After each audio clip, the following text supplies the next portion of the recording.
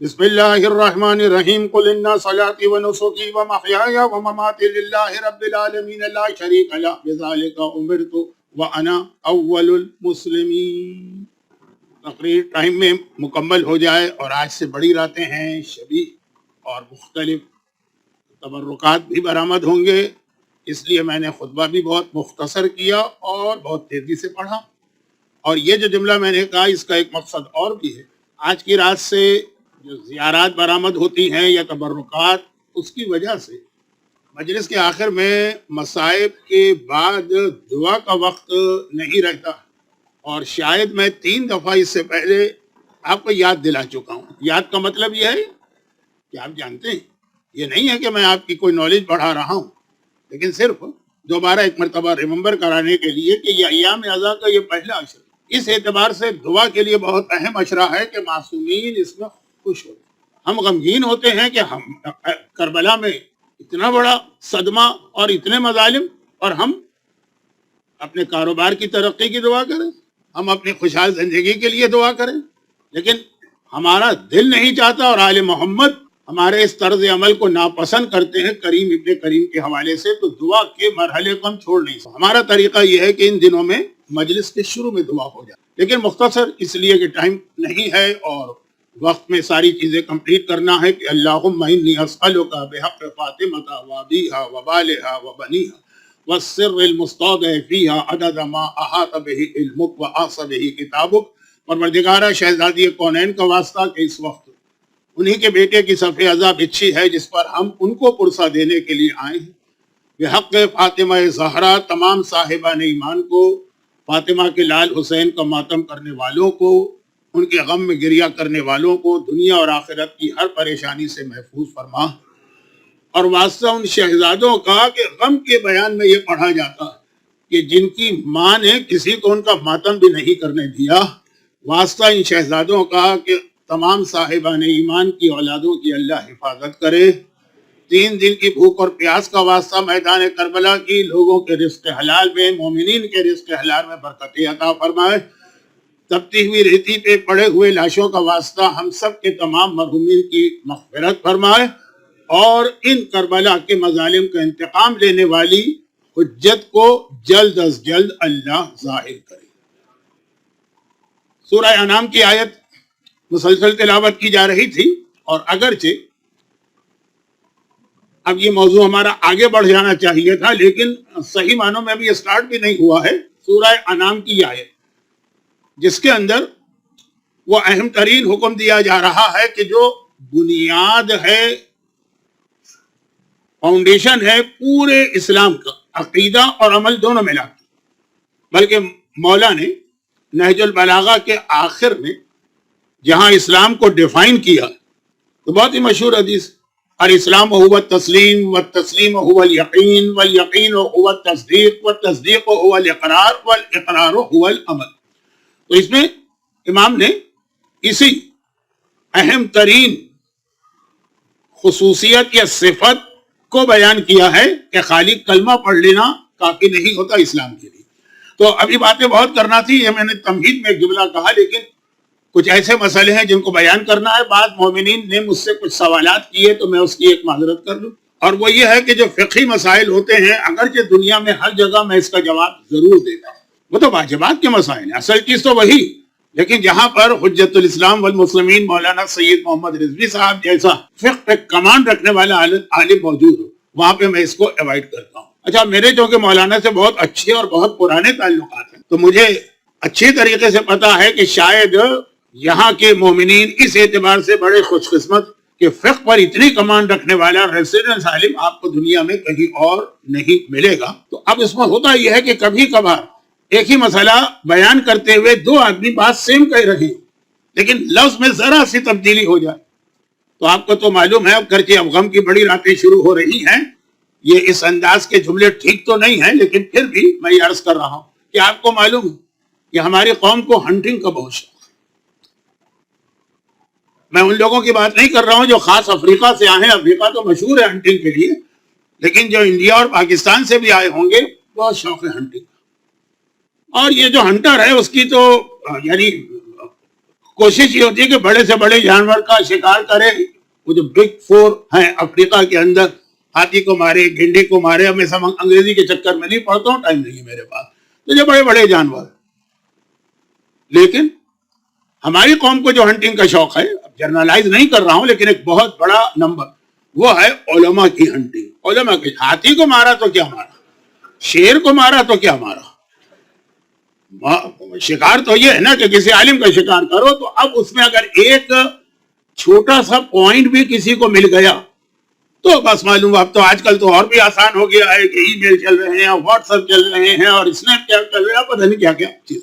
لیکن جب یہ نہیں بھی تھا تب بھی عالم کی کوئی ذرا سی غلطی، معصوم تو نہیں، عالم کے انداز بیان میں ذرا سا کوئی اختلاف، اور جہاں عالم نے کوئی غلطی بھی نہیں کی. چونکہ میرا بچپنا تھا، بہت اتنا چھوٹا بھی نہیں تھا کہ آپ یہ کہیں کہ میں سمجھتا نہیں ہوں، اور بالغ میں نہیں تھا، تقریباً جو 12-13 سال کی ایج تھی. تو میرے سامنے کی یہ بات، میں کراچی کے ایک علاقے رضویہ سوسائٹی میں رہتا ہوں، جب ساری صاحبان ایمان کی سوسائٹی، اور اس وقت تو بہت اسٹرانگ تھا.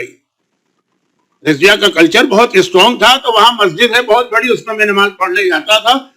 تو جو مسجدوں میں مختلف سیکشن بنا لیے جاتے ہیں نا، کہ بھئی یہاں امام جماعت کھڑا ہوگا تو وہاں کوئی اور نہیں کھڑا ہوتا، پھر نمازی ہوتے ہیں، قرآن پڑھنے والے ہوتے ہیں. تو آپ کو پتا ہے کہ مسجدوں میں ایک سیکشن اس کا بھی ہوتا کہ جس کے پیچھے نماز پڑھ رہے ہیں اس کی کتنی برائیاں اور غیبت کرنا ہے، وہ اس کے لیے ایک سیکشن ہوتا ہے. وہاں چلے جاؤ، وضو خانہ. وضو خانے میں آپ جائیے کراچی میں، وہاں جتنے لوگ وضو بھی کرتے جا رہے ہیں، وضو کر رہا ہوں واسطے طہارت کے اور قربتاً اللہ، اور دور ہونے حدث کے اور مباح ہونے نماز کے اور قربتاً اللہ، اور اسی عالم کی برائی بھی چل رہی ہے کہ جس کے پیچھے ابھی جا کے نماز پڑھنا.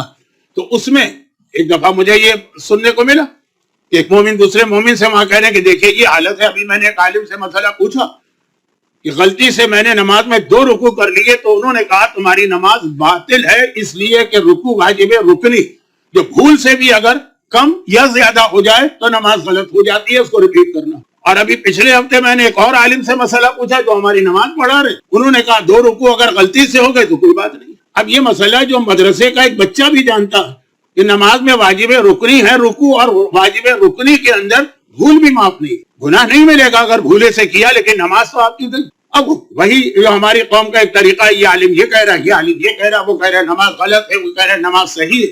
اور جب ذرا سا پوچھا گیا تو معلوم ہوا کہ ایک ہی مسئلہ تھا لیکن ڈیفرنٹ اسٹائل سے پوچھا گیا کہ آپ فرادہ نماز پڑھ رہے ہیں، اس میں 2 رکوع ہو گئے تو نماز آپ کی غلط. لیکن دوسرے صاحب نے عالم سے پوچھا تھا کہ میں جماعت میں تھا، امام کے ساتھ رکوع میں گیا، میں سمجھا امام نے سر اٹھا لیا ہے، میں نے بھی جلدی سے سر اٹھایا، دیکھا کہ امام رکوع میں دوبارہ رکوع میں چلا گیا، میری 2 رکوع ہوئے. انہوں نے کہا نماز صحیح ہے، اس لیے کہ نماز جماعت میں اس کی اجازت. اب دونوں نے صحیح جواب دیا ہے، لیکن سوال کرنے والے نے ایک لفظ پکڑ لیا کہ جی دیکھیے نماز کے مسئلے علماء کو نہیں پتا، رکوع کا مسئلہ نہیں پتا، ہماری صحیح نماز کو غلط کر دیا. تو اس میں بہت زیادہ احتیاط کرتا ہوں کہ کہیں کوئی ایسی غلط فہمی پیدا نہ ہو. یہ میں نے اس لیے کہا کہ پچھلے 2-3 دن سے، خاص طور پر کل رات جو مجلس گزر گئی، یعنی یسٹرڈے، لاسٹ نائٹ، اس کے اندر بھی ایک ایسا ہی فقہی مسئلے کا تذکرہ ہو گیا تھا جس کی وضاحت ضروری تھی، لیکن میں آج نہیں کر رہا ہوں، اس لیے کہ آج کی رات پہلے ہی تمہید میں نے بہت ٹائم آپ کا ویسٹ کر دیا. قرآن کی آیت کہ دیکھو اسلام کس چیز کا نام ہے. اسلام اس کا نام نہیں ہے کہ تمہیں نماز پڑھی اور روزہ رکھا. اسلام نام ہے تمہاری پوری زندگی اللہ کے لیے ہو، حتیٰ کہ تمہاری موت بھی اللہ کے لیے ہو. اور اس میں ایک بات کا خیال رکھیے، یہ ماہ مبارک رمضان میں علماء تفسیر قرآن میں ایک فارمولہ آپ کو دیتے ہیں، اور وہ اس آیت میں بھی فارمولہ چلے گا کہ اِنَّ صَلَاتِي وَنُسُكِي وَمَحْيَايَ، پوری زندگی تمہارا ایوری ایکشن وہ اللہ کے لیے ہونا چاہیے، وہ مماتی حتیٰ موت بھی اللہ کے لیے ہونا چاہیے. اب اس کو مجھے سمجھانا تھا کیونکہ کربلا تو نام ہی ہے موت کا، کربلا تو نام ہی ہے اپنی جان دینے کا، لیکن اللہ نے کہا کہ یہاں پر بھی یہ دیکھنا پڑے گا کہ کس کے لیے، للہ، اللہ کے لیے ہے. لیکن پھر قرآن نے کہا کون اللہ؟ رب العالمین، رب العالمین، جو عالمین کا رب. قرآن کریم میں ہر آیت میں یا ہر دوسری تیسری آیت میں کہیں نہ کہیں اللہ کا ذکر تو ہوتا ہے نا، لیکن مختلف جگہوں پر مختلف ناموں سے ذکر ہوتا. کہیں پہ اللہ کے لیے علیم آیا، کہیں پہ حکیم آیا، کہیں پہ سمیع آیا، کہیں پہ بصیر آیا، کہیں خالی لفظ اللہ آیا، کہیں خالی رب آیا. تو یاد رکھیں کہ ایسا نہیں کہ قرآن نے اس لیے اللہ کے نام بدل بدل کے رکھے تاکہ ایک جیسے سملر نام ہو تو آدمی ذرا سا نعوذ باللہ بور ہو جاتا، تو کہا ذرا چینج ہوتی رہے. نہیں، جہاں پر جس آیت میں اللہ کا جو نام آیا اس آیت میں اس کا انتہائی اہم کوئی میسج ہوگا کہ یہی نام یہاں پہ فٹ ہونا چاہیے. اگر اللہ ہی کا کوئی اور نام وہاں پہ آپ لے کے آ جائیں، وہ چور والا واقعہ تو بہت مشہور ہے، میں پڑھ نہیں رہا ہوں، کہ وہاں پہ آیت میں رحیم ہے، آیت میں وہاں حکیم ہے، غلطی سے آدمی نے پڑھ لیا رحیم، عربی جاننے والے نے کہا کہ تم نے غلط پڑھا. ہو ہی نہیں سکتا کہ اللہ چور کی سزا بیان کرے اور رحمت کا تذکرہ بھی کر لے، تو سزا بیان کرنے کا فائدہ کیا ہوا؟ بڑے سے بڑے عدد کو آپ ملٹیپلائی زیرو سے کریں گے تو رزلٹ زیرو ہو جائے گا نا. تو اس لیے کہا یہاں رحیم نہیں آنا چاہیے، یہاں حکیم آنا چاہیے کہ اللہ کی حکمت کا یہ تقاضا ہے، سوسائٹی چلانے کا یہ طریقہ ہے کہ سزا ملنی چاہیے. تو ہر لفظ کا یہ مسئلہ. یہاں دیکھیں کیا کہا خدا نے، تم اللہ اپنی زندگی اور موت دونوں اللہ کے حوالے کرو. صرف یہ نہیں کہا وہ اللہ جو رب العالمین ہے، رب لفظ رب آیا، یہ بہت اہم لفظ ہے. بلکہ یہاں پر اسلام اور کرسچینٹی کا ایک بہت بڑا فرق بھی آپ سمجھ لیجیے. کرسچینٹی کے اندر اللہ کو اب مانا گیا ہے، اب فادر، عربی کا لفظ ہے اب مانے باپ، فادر. اور اسلام نے اللہ کو فادر نہیں کہا ہے بلکہ اسلام نے اللہ کو رب کہا. اب الگ ہے، رب الگ ہے. اور شاید کل کا دن انگلش ڈیٹ کے اعتبار سے کوئی فادر ڈے بھی ہے ویسٹ کے اندر، کچھ ملکوں کے اندر. اب نہیں کہا اللہ، اب نہیں، اللہ رب. اور ان دونوں کا فرق اگر آپ ذہن میں رکھیں تو سمجھ میں آئے گا کہ جہاں لفظ رب آیا ہے وہاں خدا پیغام کیا دینا چاہتا. بھائی اس سے یہ نہیں کہہ رہا ہوں کہ یہ لفظ اب بہت برا. ارے اس دنیا میں غیر معصومین میں سب سے افضل جو کوئی انسان کے لیے ہے وہ اس کا باپ اور اس کی ماں. یہ خالی یہ نہیں ہے کہ آج کل کے حساب سے ہم فادر ڈے منا رہے ہیں. اسلام شروع میں جو آئے بالکل یعنی پہلی آیتیں آپ دیکھیں، نماز کا حکم بعد میں آیا، روزے کا حکم بعد میں آیا، زکوٰۃ بعد میں آئی، خمس بعد میں آئی، نماز جماعت بعد میں آئی، سارے احکامات بعد میں آئے. قضیٰ ربک الا تعبدوا الا ایہ وبالوالدین احسانا، بالکل شروع کی آیت ہے اسلام کے شروع. اللہ نے اعلان کیا کہ اس کے علاوہ کسی کی عبادت نہ کرنا اور والدین کے ساتھ ہمیشہ اچھا سلوک کرنا. یہ اسلام اسٹارٹ یہاں سے ہو رہا. فادرز ڈے جو ہے وہ ایک خالی ایک رسمی چیز نہیں. اور اتنا اہم ہے یہ پیغام، اتنا اہم ہے یہ پیغام کہ ایک جملہ میں اس لیے بھی کہہ رہا ہوں کہ ایام اضحیٰ کا پہلا عشرہ تقریباً فنش ہونے جا رہا. تو عاشورے کی مجلس میں آپ ایک بار پھر زمانے کے امام کو یاد کریں گے. جب ایک دوسرے سے ملاقات کریں گے اور پرسہ دیں گے زمانے کے امام کو، تو زمانے کے امام کے حوالے سے ایک جملہ میں عرض کر رہا ہوں. کل بھی ایک جملہ آ گیا تھا کہ ہماری تاریخ میں دو مرجع ایسے جو امام زمانہ سے اپنی ول پہ ملاقات کرتے تھے. باقی ملاقات ہر مرجع کے امام سے ہوئی ہے، لیکن جب امام نے چاہا دو ایسے تھے تو وہ جو آگے. تو بعض مومنین میں یہ بہت شوق ہوتا ہے کہ ہم امام زمانہ سے ملاقات کریں، ہماری امام سے ملاقات ہو جائے. اس کے لیے وہ علماء کے واقعات پڑھتے ہیں کہ فلاں عالم کی ملاقات ہے. جیسے مسجد ساحلہ میں آپ 40 شب وہ جائیں تو بہت سے لوگ اسی لیے جاتے ہیں. کچھ دعائیں ہیں، کچھ وظیفے ہیں، کچھ نمازیں ہیں. تو اب جو لوگ اس طرف چلے گئے ان کو تڑپ ہوتی ہے کہ امام کی زیارت کریں. جیسا کہ میں نے شروع میں بھی وہ حدیث آپ کو یاد دلائی، علی کے چہرے کو دیکھنا عبادت ہے، اس عبادت کو حاصل کرنا ہے اولاد علی کے چہرے کی زیارت کر کے. اب وہ تڑپتے رہتے ہیں. لیکن اس وقت میں ایک جملہ کہتا ہوں کہ دیکھیں، ایک وہ ہوتا ہے جو امام کے لیے انتظار کر رہا ہو، اور ایک وہ ہوتا ہے جس کے لیے امام انتظار کر رہے ہوتے ہیں تاریخ اسلام کے اندر. اچھا اب یہ جو بات فیوچر کی بات تو نہیں کر رہا ہوں، پاس میں جائیں تاکہ بالکل کنفرم ہو جائے. پاس میں مولا کائنات کی ایک اہم ترین جنگ ہے جنگ صفین. بہت اہم یہ لڑائی، کیونکہ اس لڑائی نے مومن اور منافق کو ڈفرینشیٹ کیا تھا. جنگ صفین میں سب علی کے پرچم تلے تھے، مومن بھی اور منافق بھی. اور اس کے اختتام پر جب حاکم شام نے قرآن کو نیزوں پہ بلند کر کے لوگوں کو ایموشنل بنا دیے تو جتنے منافق تھے وہ علی کے لشکر کو چھوڑ کے چلے گئے. یہ میں اس لیے کہہ رہا ہوں کہ آج کل دشمنان اہل بیت کا طریقہ یہ بھی کہتے ہیں شمر تو جنگ صفین میں علی کی آرمی میں شامل تھا، علی کے ساتھ لڑا تھا.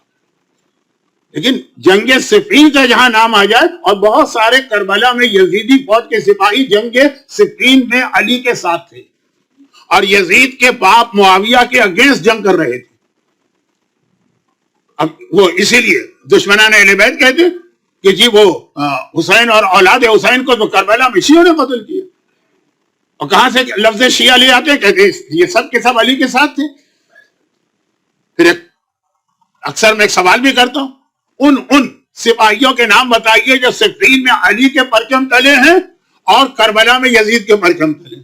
اس میں ایک تو بہت اہم نام آتا ہے، شبس ابن ربیع کا بہت اہم نام آتا ہے. اہم کیوں ہے؟ اس نے خالی 2 آرمی جوائن نہیں کی تھی، یہ صفین میں علی کے لشکر میں تھا تو علی نے اپنی فوج کا اس کو علمدار بنایا. فوج میں ایک نہیں 4 علمدار 5 علمدار ہوتے بنائے. اور کربلا میں یزید کی فوج میں عمر سعد نے اس کو اپنا علمدار بنایا.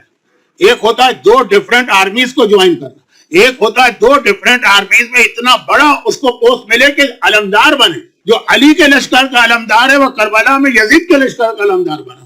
دیکھیے یہ کنورژن، دیکھیے یہ کہاں سے کہاں گیا. یہ ایک الگ ٹاپک ہے تو میں یہاں رک کے یہ عرض کر رہا ہوں کہ اب جنگ صفین بہت اہم لڑائی. اس نے علی کے لشکر میں جتنے لوگ تھے، یعنی دوسرے الفاظ میں کہوں جو اپنے آپ کو علی والا اس زمانے میں کہہ رہا، اس جنگ نے یہ بتا دیا کہ ان میں کتنے لوگ سچے تھے اور کتنے لوگ بخاری نام تو علی کا لے رہے تھے لیکن اتنے زیادہ وہ بے وقوف تھے کہ اگر حاکم شام قرآن بلند کرتے تو وہ قرآن کو مان لیں گے چاہے علی کہتے رہیں کہ یہ جو قرآن بلند کیا ہے یہ خاموش قرآن ہے، مجھے دیکھو انا قرآن اور ناطق، میں بولتا قرآن ہوں، میں قرآن سے کم نہیں ہوں، میں بولتا قرآن ہوں. لیکن بس وہ آگے جذبات کے اندر اور چلے گئے ادھر. تو اس جنگ صفین نے مومن اور منافق کو الگ کیا تھا. بہت اہم یہ لڑائی.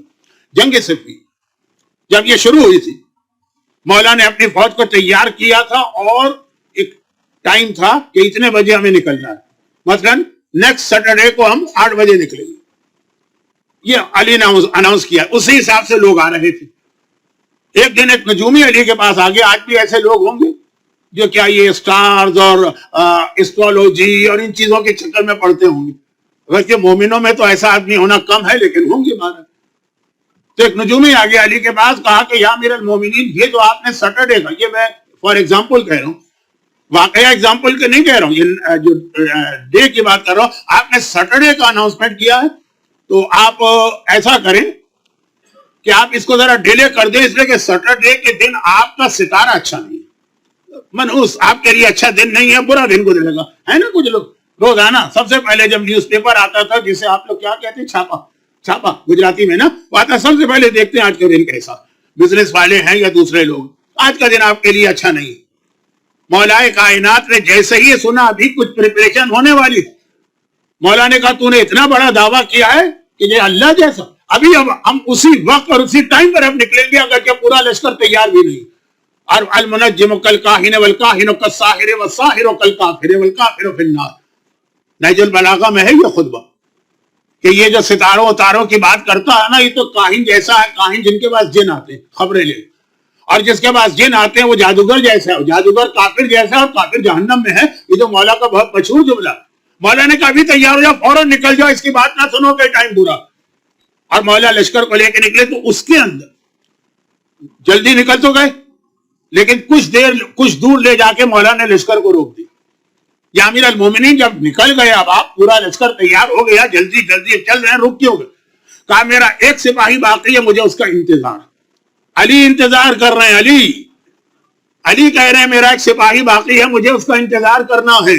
یہ کون ہے جس کا انتظار امامت کر رہی ہے؟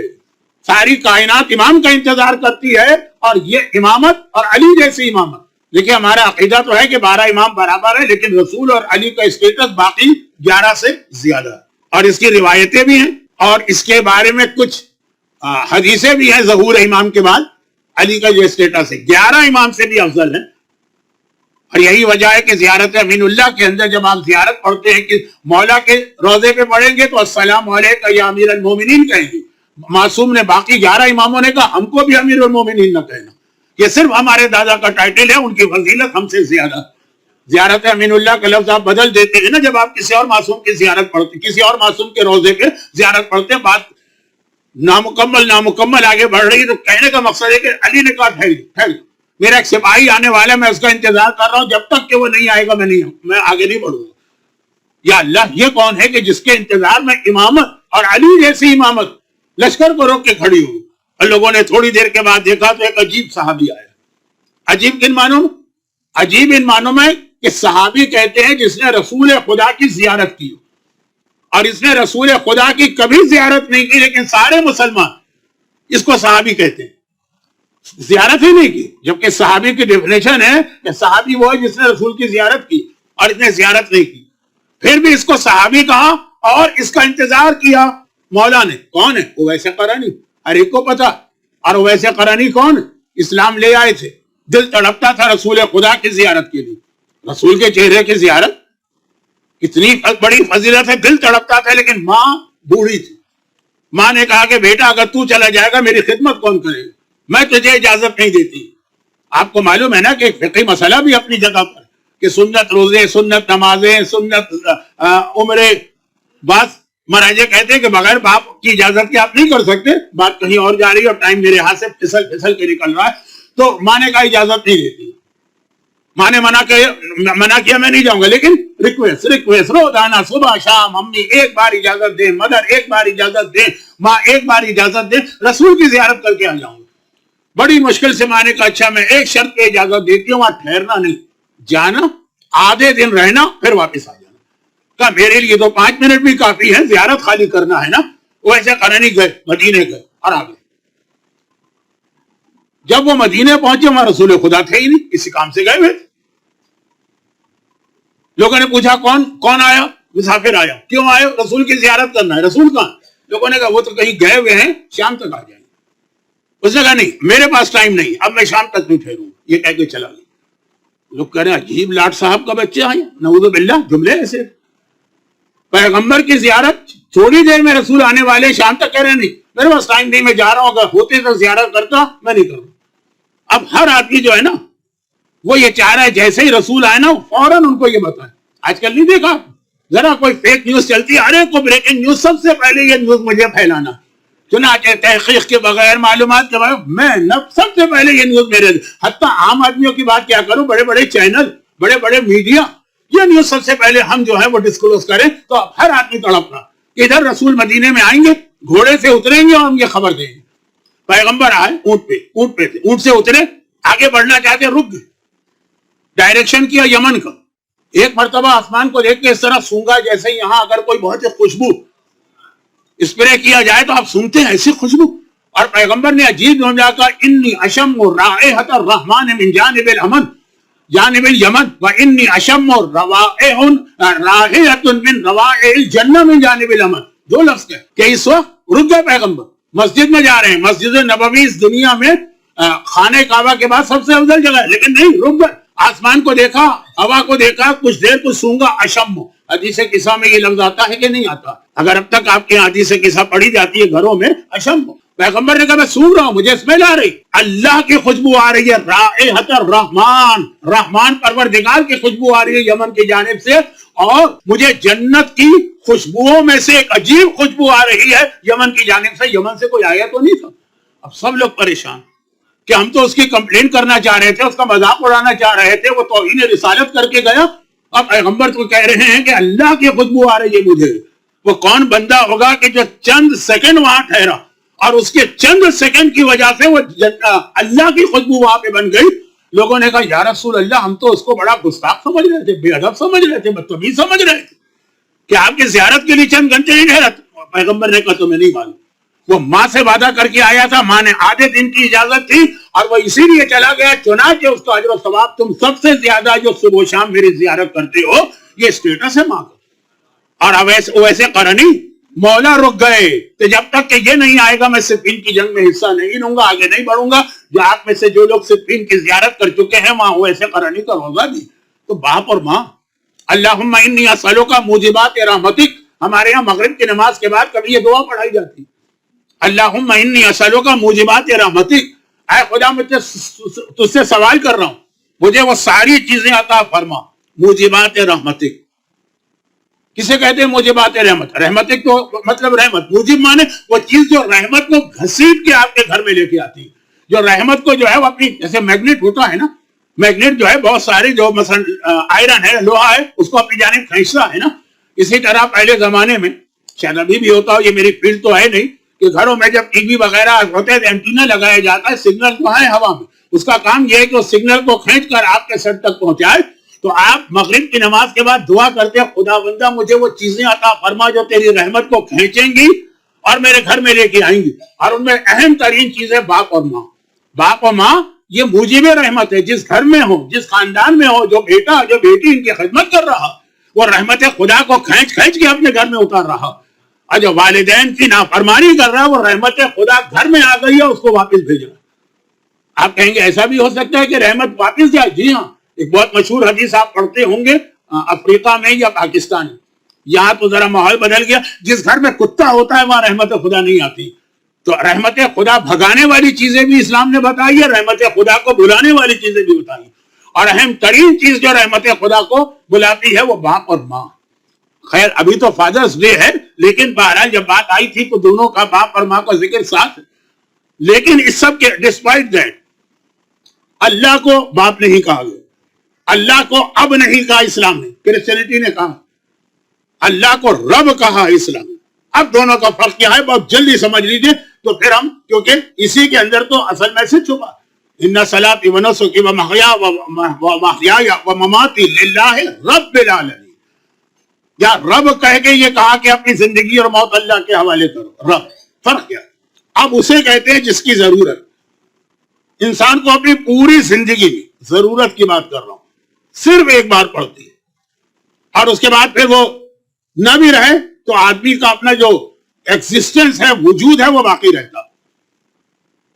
جب کوئی چیز بنائی جا رہی, جیسے یہ جو اس وقت ممبر آپ کے سامنے ہے, جس کارپینٹر نے بنایا, صرف اس دن اس کی ضرورت تھی جس دن اس نے ممبر بنایا. اب وہ چلا گیا, اب وہ مر گئے, پتا بھی نہیں کون ہے, لیکن یہ ممبر اپنی جگہ رہے گا. اور رب اسے کہتے ہیں کہ ایک سیکنڈ کے لیے بھی اس کا کنیکشن ٹوٹنے نہیں پاتا.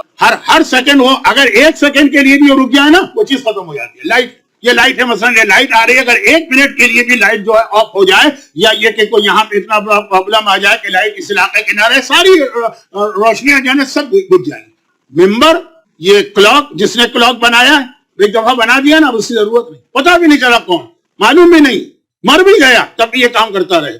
لیکن جو چیز ہر سیکنڈ آپ کو چاہیے, جس کے لیے شارٹیسٹ مثال میں لائٹ کی ہی دے سکتا ہوں کہ اگر لائٹ کا فیلئر ہو جائے, کوئی بریک ڈاؤن ہو جائے, لائٹ, ساری چیزیں بند. اس لائٹ خالی یہ نہیں ہے کہ پہلے جب یہ سٹارٹ کرو تو لائٹ ہونا چاہیے, پھر چلی جائے تو کوئی بات نہیں. نہیں, ہر وقت اس کو اس کی ضرورت ہے. تو اب اسے کہتے ہیں جس کی ضرورت صرف ایک وقت ہے, جس کی وجہ سے ہم دنیا میں آ گئے. اور اب جو سائنس ترقی کر گئی ہے, اور ڈی این اے اور جو کچھ ہے, اس کے اعتبار سے تو ایک دفعہ بھی ضرورت نہیں ہے شاید. بغیر باپ اور بغیر ماں کے درختوں پہ بچے پیدا ہوں گے, اور یہ میں مذاق کی بات نہیں کر رہا ہوں, اس پہ ہمارے مراجع کے فتوے بھی آ چکے ہیں, کہ جب بغیر باپ اور بغیر ماں کے بچے پیدا ہوں گے تو پھر کیا ان کے پیچھے نماز پڑھ سکتے ہیں, جس کی پہلی شرط یہ ہے کہ بچہ دنیا میں حلال طریقے سے آیا ہو. یہ فتوے آ چکے ہیں پورے, بہت ریسرچ ہو چکی ہے. اور آج نہیں, یہ میں 60s کی بات کر رہا ہوں, اس وقت یہ ریسرچ ہوئی تھی جب ہمارے اچھے خاصے پڑھے لکھے لوگوں نے ڈی این اے کا نام نہیں سنا تھا, اور یہ چیزیں نہیں تھی. تو خیر خلاصہ یہ کہ باپ کی ضرورت صرف ایک بار پڑتی ہے. اسی لیے اگر بچہ ماں کے پیٹ میں آ گئے اور فوراً باپ مر بھی گئے, ابھی پیدا بھی نہیں ہوا بچے میں فرق نہیں پڑے, وہ پیدا ہوگا اور بالکل اسی طریقے سے پیدا ہوگا جس طریقے سے اگر کسی کا باپ زندہ ہو, کیونکہ باپ کی ضرورت صرف ایک لمحے کے لیے, پھر ختم. لیکن رب اسے کہتے ہیں جس کی ضرورت ہر سانس کے ساتھ ہے. ایک لمحے کے لیے آپ کا اس سے کنیکشن ٹوٹ جائے, ختم ہو جائے گی. تو اللہ اب نہیں ہے کہ صرف ایک بار ضرورت تھی جب اس نے ہم کو بنایا. اللہ رب ہے کہ ہماری ہر سانس اور ہمارا ہر ایکشن اور ہمارا ہر سیکنڈ, ایک لمحے کے لیے اللہ ہماری طرف سے توجہ ہٹا لے, سب ختم ہو جاتا. رب کا مطلب ہے مسلسل دینے والا, ایک بار نہیں, مسلسل ہر لمحے. جتنی دیر آپ یہاں بیٹھے اتنی دیر اللہ کی نعمتیں آپ پہ نازل ہو رہی, تو کہا اللہ تو وہ ہے جو تمہیں مسلسل دے رہا, تو تمہیں بھی پلٹ کے کچھ اس کا شکریہ ادا کرنا ہے, اس کو کچھ دینا. اسی کا نام اسلام. اور یہ جو مسئلہ آ جاتا ہے کہ اللہ کو جو رب کہا, اور یہ دیکھ لیجئے کہ کن کن آیتوں میں رب کہا ہے.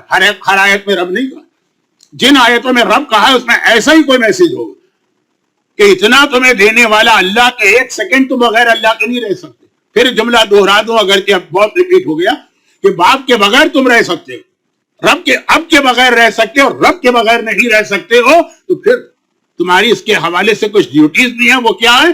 وہ یہی ہے کہ ان صلاتی و نسکی و محیای و مماتی للہ رب العالمین, اور جنہیں اس چیز کا ریئلائز ہو جائے تو ان کے لیے یہ 17 رکعت نماز جو ہے نا, وہ کچھ نہیں ہے. وہ کہتے ہیں جس نے ہمیں اتنا عطا کیا, 24 آورز کتنے منٹ ہوتے ہیں؟ 1440.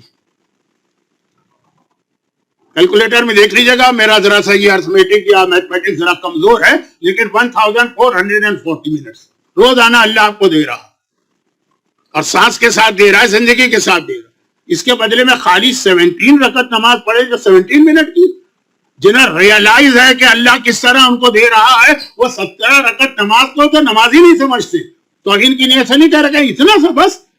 ان کے پھر حالات آپ پڑھیں گے کہ ایک رات میں ایک دن میں 1000 رکعت نماز پڑھا کرتے، وہ احساس کے ساتھ اتنا دینے والا، کچھ تو ہم بھی اس کا حق ادا کریں۔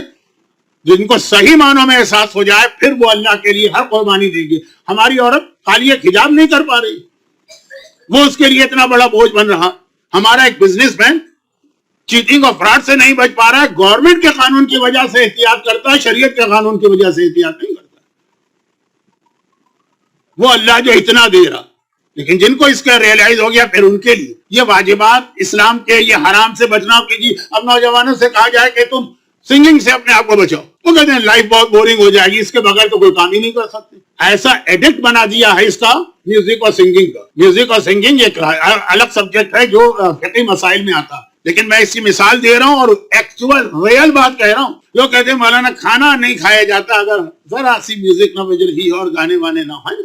خواتین جب تک کچن میں کام کرتی تھی، اب تو آپ کرتے ہوں گے۔ اچھا خیر، تو خلاصہ یہ کہ شہید دستغیب شیرازی جیسا عظیم عالم یہ لکھتا کہ میں شہر شیراز میں پیدا ہوا اور میرا بچپنا وہاں گزرا۔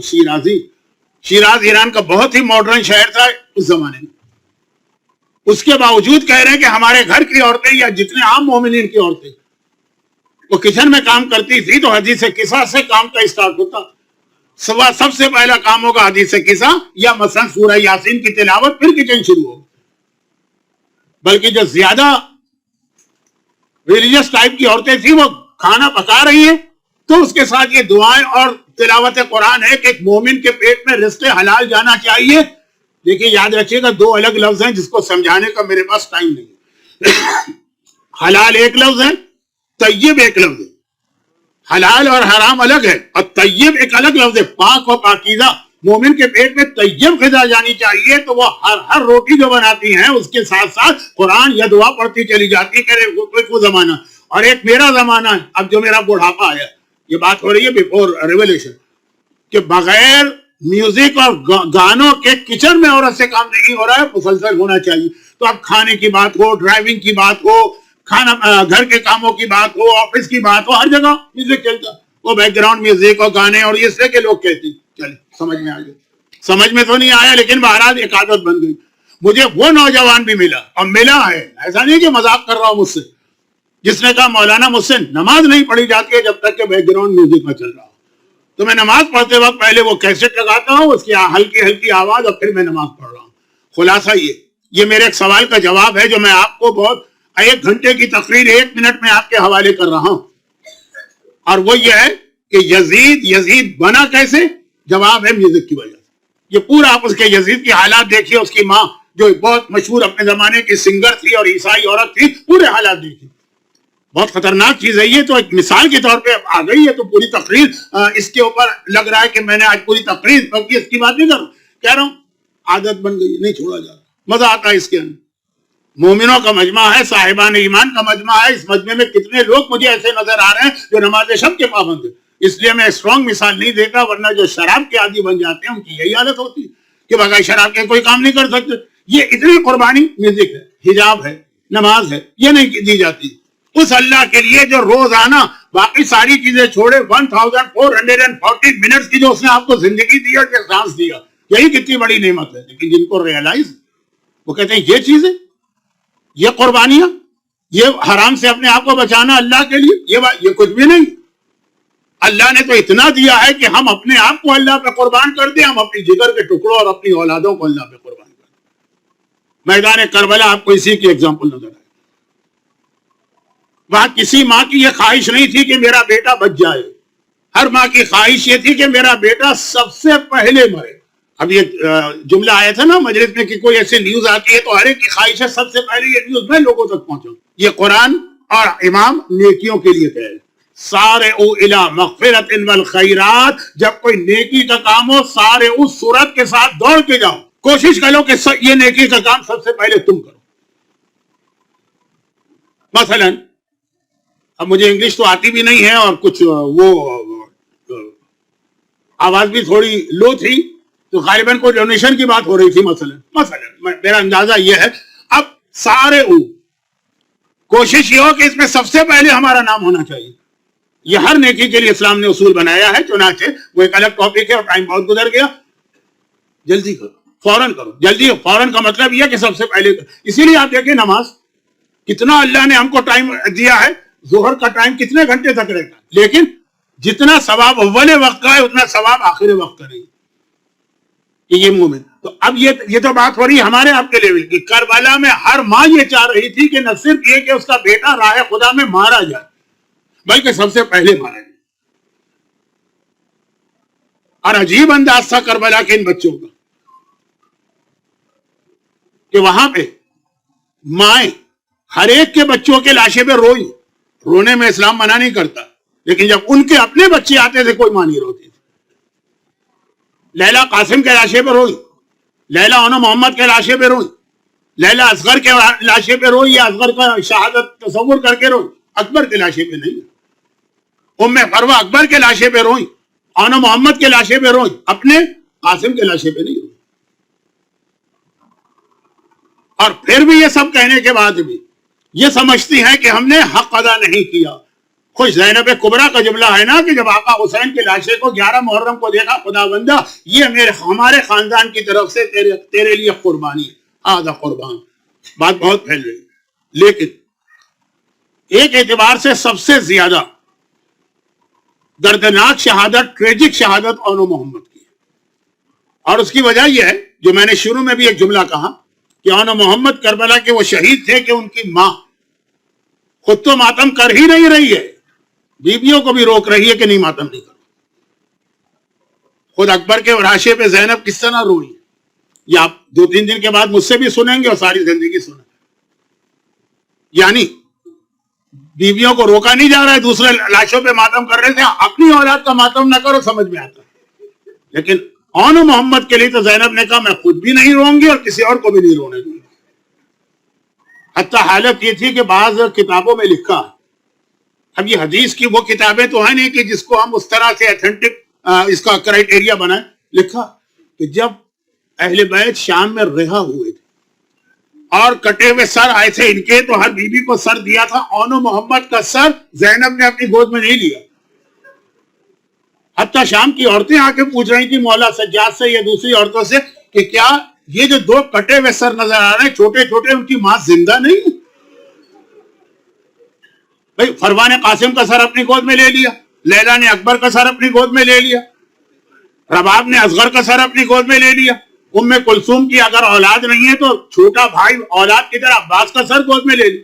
یہ 2 بچوں کو ان کا کوئی والی نہیں ہے, کوئی وارث نہیں ہے, کہ ان کی ماں زندہ نہیں ہے کہ یہ گوشے میں ہے؟ تب مولا سجاد کو کہنا پڑا تھا کہ ان کا وارث تو میں ہوں, ان کا ماتم تو میں کروں گا. زینب تیار نہیں. میدان کربلا شب عاشور ہر بیوی اپنی اپنی قربانی تیار کر رہی ہے.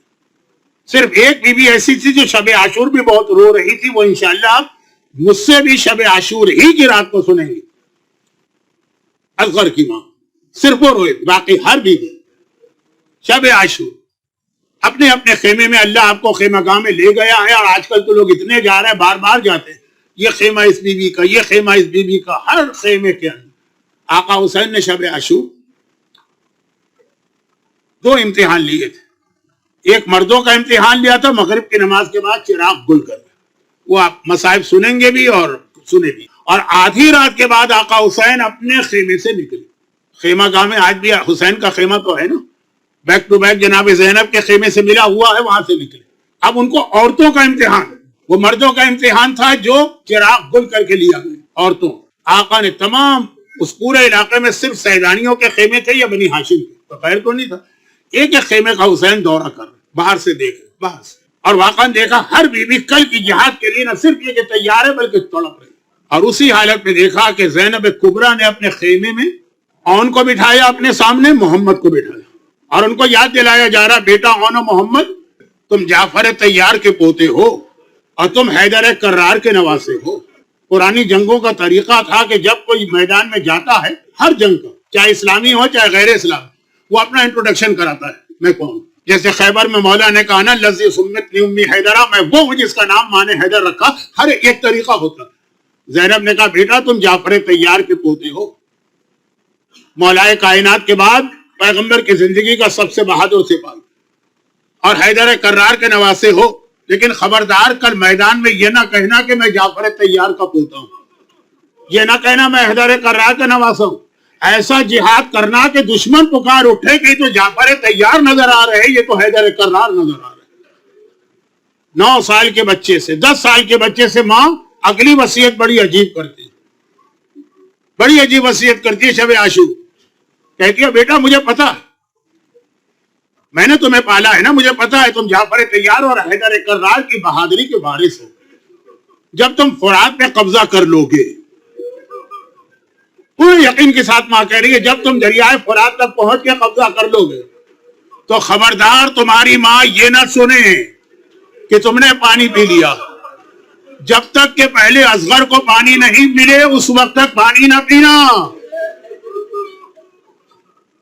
اور ایک بار دونوں بچے جوش میں انگڑائی لیتے ہیں کہ اماں کل دیکھنا ہمارا جہاد کیسا ہوتا. اگلے دن صبح کا وقت آ گیا. حسین نے ترتیب یہ رکھی کہ پہلے اصحاب قربانی دے رہے، انتظار ہوتا رہا. اور جیسے ہی بنی ہاشم کی باری آئی، سب سے پہلے زینب کبریٰ نے کہا بیٹا محمد تمہیں مقتل میں جانا. لیکن سب سے پہلے محمد نہیں گئے، علی اکبر گئے. زینب نے دیکھا اکبر کا لاشا آیا، پھر کہا محمد تمہیں جانا. ہر شہید کا لاشا آتا ہے لیکن محمد نہیں گئے. اب جو محمد آئے ایک لاشے کے ساتھ تو ماں نے انتہائی ناراضگی کے عالم میں منہ پھیر لیا. ہماری اور آپ کی ایک عام ماں ہم سے ناراض ہو جائے تو ہماری دنیا اور آخرت تباہ. محمد کی ماں تو ثانیہ زہرا زینب کبریٰ ہیں. بچوں نے دیکھا ماں ناراض ہے، تڑپ کے کہا اماں ہماری غلطی تو بتا دے. کہا میرے اکبر کا لاشا آ گیا، میرے قاسم کا لاشا آ گیا، تم اب تک زندہ ہو، تمہارے لاشے نہیں آئے. ہاتھ جوڑ کے کہا کہ اماں کسی سے بھی پوچھ لیں، سب سے پہلے ہم دوڑ کے ماموں کے پاس جاتے ہیں، لیکن ماموں ہمیں اجازت ہی نہیں دے رہے. دیکھیں ایک جملہ آپ کے ذہن میں تو ہے نا، اور آپ سنیں گے بھی اور ہر سال سنتے بھی، کہ زینب کو علی اکبر سے اتنی محبت تھی کہ اپنی اولاد سے زیادہ. باقی بات نہیں کہہ رہے. جب زینب کو بھائی کی اولاد سے اتنی محبت ہے تو کیا حسین کو زینب کی اولاد سے اتنی محبت نہیں ہوگی؟ بار بار جاتے ہیں اور ماموں منع کر دیتے ہیں. زینب نے کہا اچھا چلو میں تمہیں اجازت دلواتی ہوں. حسین کے پاس آئیں، چونکہ جناب قاسم کے مصائب میں بھی ایک ذرا سملر جملے ہیں اس لیے میں وہاں پڑھوں گا، چھوڑ رہا ہوں. اور حسین سے کہا کہ میرے بچوں کو میدان میں جانے دو. بہن کے مجبور کرنے پہ حسین تیار تو ہوئے، بچے چلنے لگے، روک دیا. کہا بھی رک جاؤ بھیا، ایک کام اور کرنا.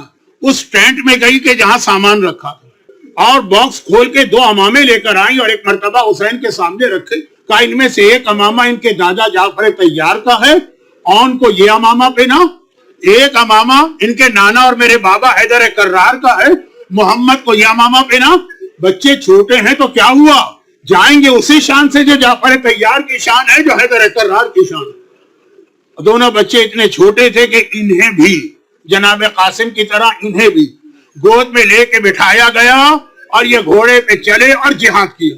اور ایسا جہاد کے واقعاً فرات پہ قبضہ ہونے والا ہے. عمر ساتھ چیخا ایک سپاہیوں، یہ بچے حیدر کرار کے بچے ہیں، اس طرح نہیں مار سکتے، ان کو الگ کر دو، ان کو اس طرح الگ کرو. دونوں ساتھ لڑ رہے ہیں نا، الگ کرو، اس کے بعد ان کا مارنا آسان ہے. ایک مرتبہ فوج نے اب ان پہ حملہ نہیں کیا، ان کو الگ کرنے کے لیے بیچ میں فوج آئی اور تھوڑی دیر گزری تھی، آن بھی گھوڑے سے زخموں سے چور زمین پہ گرا. اللہ آپ کے بچوں کو سلامت رکھے. محمد بھی زخموں سے چور زمین پہ گرا. اور دونوں نے ایک بار حسین کو سلام کیا. حسین اور عباس ابھی زندہ ہے نا، دوڑ کے آتے اور ایک مرتبہ ایک لاشا حسین نے اٹھایا، ایک لاشا عباس نے اٹھایا.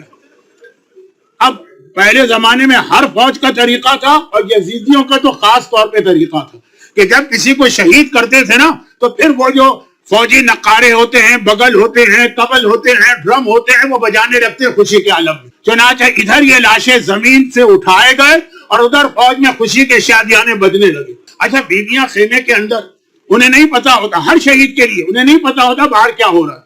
جب اس طرح سے یہ طبل یا نقارے یا ڈرم بجتے ہیں تو ان کو معلوم ہو جاتا ہے کہ مارا گیا، وہ ماتم شروع کر دیتی. ادھر جو اب یہ جو طبل بجنے لگے، نقارے بجنے لگے، تو ادھر بیویوں نے خیمے میں ابھی ماتم شروع کر دیا. لاشیں تو آ رہے ہیں، ماتم شروع کر دی. ایک مرتبہ زینب کبریٰ نے کہا، اب یہ ایک مرثیے کا ایک مصرع ہے، وہ ایک شعر ہے، وہ میں پڑھ رہا ہوں. ایک مرتبہ زینب نے کہا بیویوں خاموش ہو جاؤ، باجے والوں کی صدا زیر قنات آتی ہے، کیسے لاشیں میرے بچوں کی بارات آتی ہے. ماتم نہ کرو، خود دوسروں کو بھی روک رہی ہے. ایک بار حسین کی دونوں لاشیں لے کے آئے، زینب کے قریب پہنچے، لاشیں زمین پہ رکھے. اون مر چکا ہے، محمد آخری سانسیں لے رہا. حسین نے کہا زینب ایک میری خواہش ہے، یہ ابھی زندہ ہے، آخری سانسیں لے رہا ہے نا، بس جس کو ایک بار سینے سے لگا لو، ایک بار کلیجے سے لگا لو. ماں تو پھر بہرحال ماں تو ہے نا جھوٹی. محمد کے سینے سے لگایا، آنکھ میں آنسو، ایک آنسو آیا، اور محمد نے صرف ایک سوال کیا. محمد دنیا سے گئے اور تابوت ابھی آ جائے گا. محمد نے صرف ایک سوال کیا، اماں اب تو ہم سے راضی ہو گئی ہے نا، اماں اب تو ہم سے راضی ہو گئی ہے نا. ہائے اون ہائے محمد. کھڑے ہو کے زینب جو بھی یہاں طریقہ ہے زینب کبریٰ کو پرسا دیجیے. ہائے اون ہائے محمد.